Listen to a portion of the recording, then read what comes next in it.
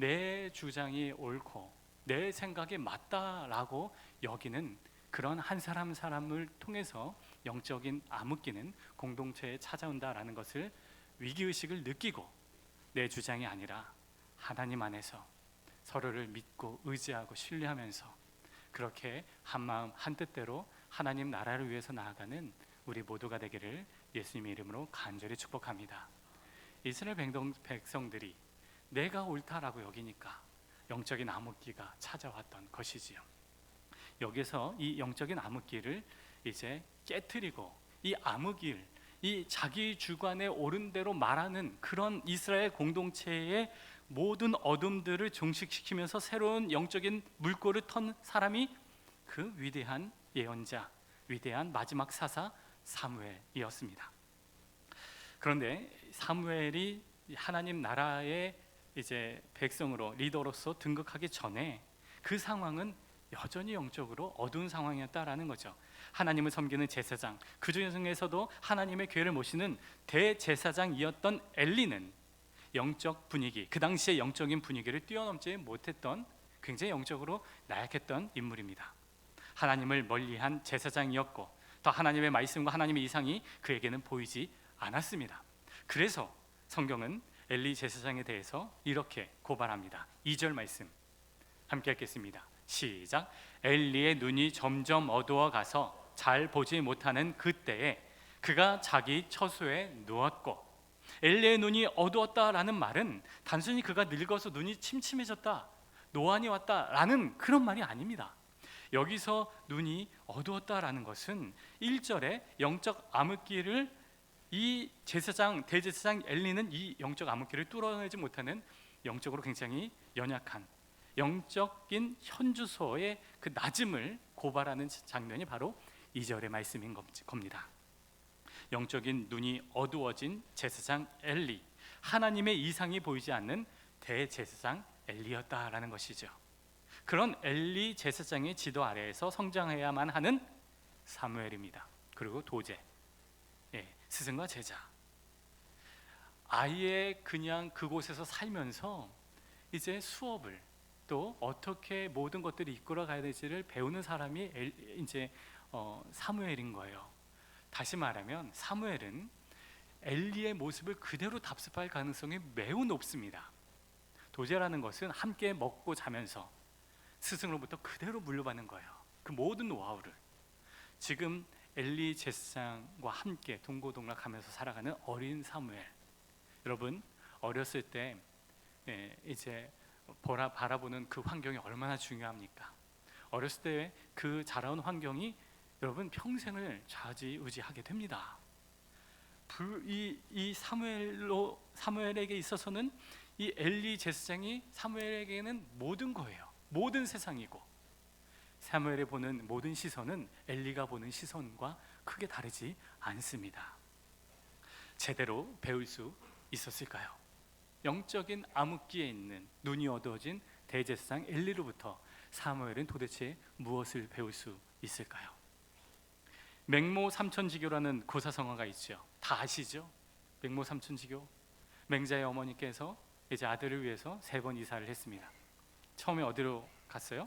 첫 번째 공동묘지로 이사를 했는데, 공동묘지에서 이 아이가 아이고 하면서 장사를 치르는 그런 모습들만 보이는 겁니다. 그래서 엄마가 안 되겠다, 다 이제 장사만 치르고, 그래서 2번째 이사를 했습니다. 어디로 이사했어요? 시장으로 이사했죠. 네, 여러분 졸음을 떠나가기 위해서 제가 한 가지 이제 여기서 잠깐 설교에는 안 넣었지만 갑자기 떠오른 잠을 깨우는 말을 하나 해드리겠습니다. 시장, 여러분 최근에 시장 선거했죠? 웃어주셔서 감사합니다.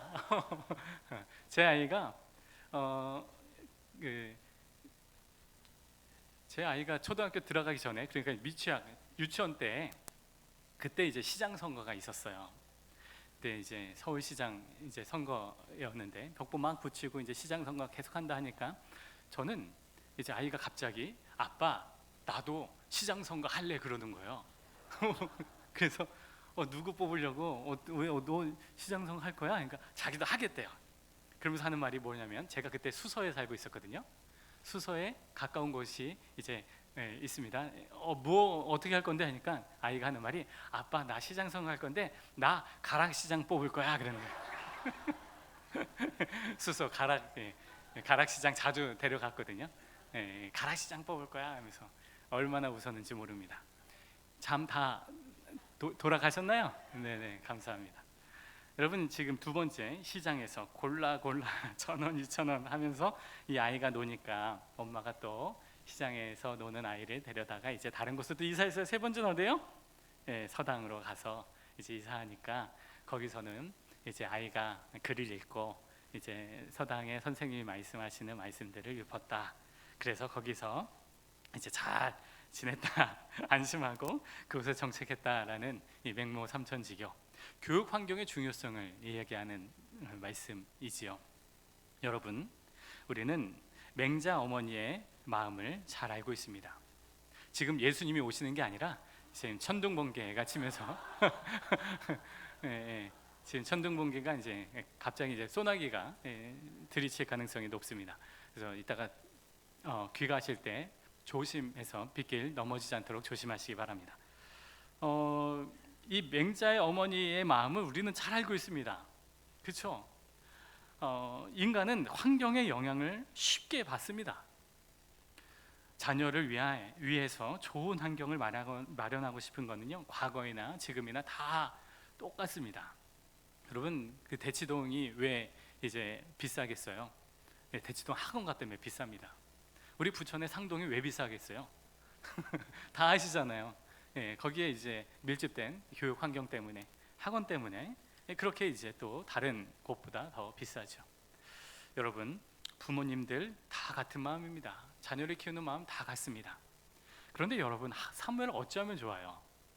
사무엘 스승 엘리 제사장인데, 여러분 부모의 마음, 이제 엄마 한나의 마음이 어떻겠습니까? 좋은 스승님을 만나야 되겠는데 그러지 못한 상황.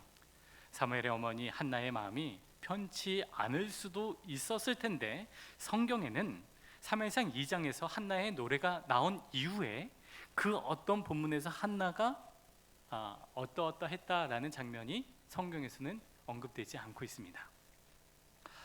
여러분, 사무엘이 엘리의 도제라 할지라도 그를 이끌어주고 가르쳐주시는 진정한 스승은 엘리가 아니라 하나님 아버지셨다라는 사실을 믿으시기 바랍니다. 이게 너무나도 큰 은혜예요. 여러분, 어렸을 때 엘리로부터 무엇을 배웠을까 했을 때, 그런데 엘리부터 배운 게 아니라 사무엘은 하나님께서 직접 키우십니다. 그게 오늘 읽은 말씀이에요. 하나님이 사무엘을 부르십니다. 그리고 부르시고 하나하나 하나님께서 사무엘에게 말씀하시고 가르쳐 주십니다. 엘리 제사장과 이스라엘 사회가 영적으로 어둡다 할지라도 하나님의 등불은 꺼지지 않고 계속 밝게 비춰주고 있었다라는 거죠. 오늘 본문 3절 말씀 읽겠습니다. 3절 시작. 하나님의 등불은 아직 꺼지지 아니하였으며 사무엘은 하나님의 궤 있는 여호와의 전 안에 누웠더니, 1, 2절에서는 이스라엘과 엘리 제사장의 영적 어둠을 지적하고 있었다면, 그렇게 1, 2절에서 영적인 어둠을 고발하고 있다면, 3절은요, 그럼에도 불구하고 하나님의 등불은요 꺼지지 않고 있다라고 말씀하고 있습니다.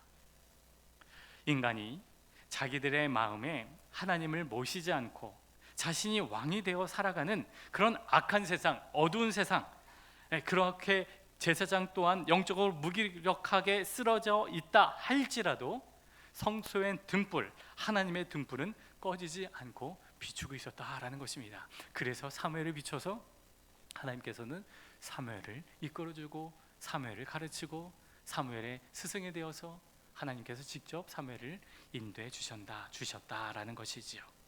하나님은 사무엘을 이끌어 주시고 믿음의 충성스러운 하나님의 사람으로서 세워질 수 있도록 하나님께서 직접 훈련해 가십니다. 사랑하는 성도 여러분, 우리의 삶의 환경의 어려움에 우리가 처한다 할지라도 빛이신 우리 하나님이 우리의 모든 삶을 밝게 비춰주시리라 믿습니다. 우리 교회도 마찬가지입니다.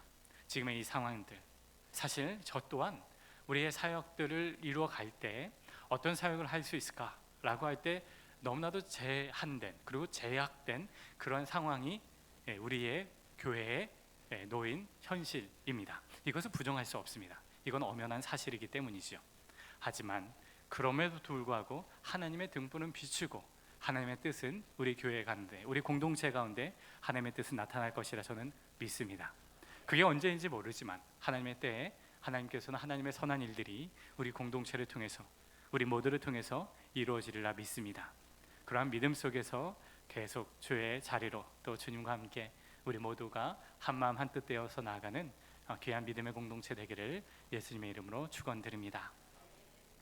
계속해서 이제 4절 5절 말씀 읽겠습니다. 4절 5절 말씀 시작. 여호와께서 사무엘을 부르시는지가 그가 대답하되 내가 여기 있나 하고 엘리에게로 달려가서 이르되 당신이 나를 부르셨기로 내가 여기 있나이다 하니 그가 이르되 나는 부르지 아니하였으니 다시 누우라 하는지라. 그가 가서 누웠더니 하나님이 사무엘을 부르십니다. 사무엘아 사무엘아. 사무엘은 엘리 제사장이 부른 줄 알고 이제 그에게로 갑니다. 근데 엘리가 부른 게 아니었죠. 이런 일이 3번 반복되어 나타났습니다.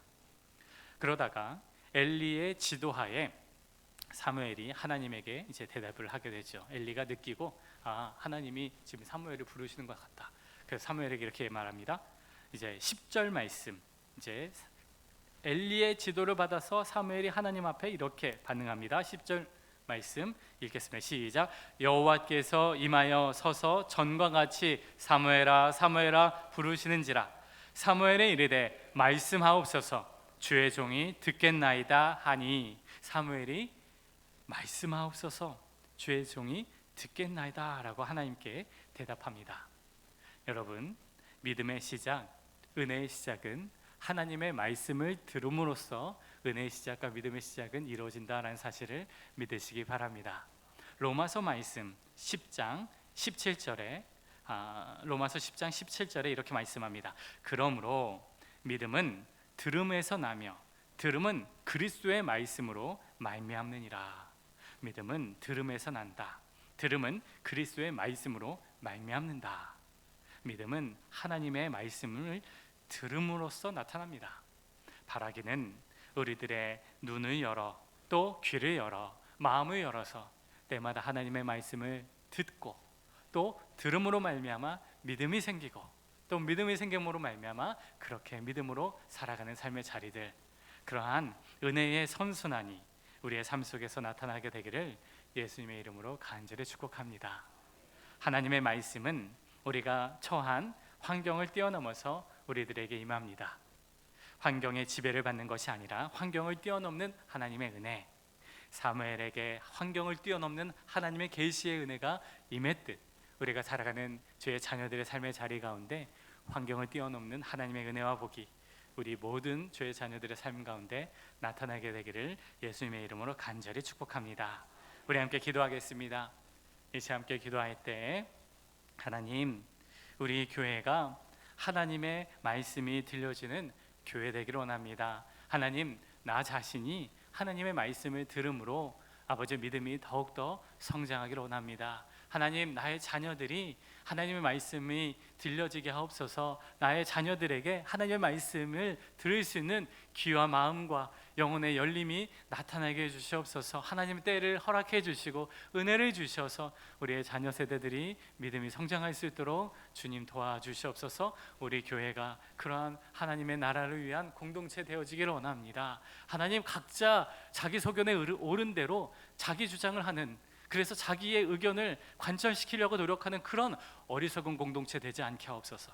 서로가 서로를 조심하고 또 공동체 안에서 그런 분란이나 그런 논쟁을 일삼는 것이 아니라 하나님의 나라를 위한 공동체 되기를 원하오니 하나님, 우리가 서로를 신뢰하고 또 서로를 존중하는 공동체 되게 해주시고 하나님 나라를 위해서 모였다는 사실을 기억하며 하나님의 나라를 위해서 쓰임받는 우리 교회 되게 하여 주시옵소서. 하나님의 등불이 늘 꺼지지 않는 교회, 하나님의 나라를 위해서 헌신하는 그런 공동체, 그런 교회가 될 수 있도록 주여 도와 주시옵소서. 우리 함께 주여 한번 외쳐 동성으로 기도합니다. 주여. 하나님 아버지 감사합니다. 오늘 말씀을 통해서 아버지 우리 공동체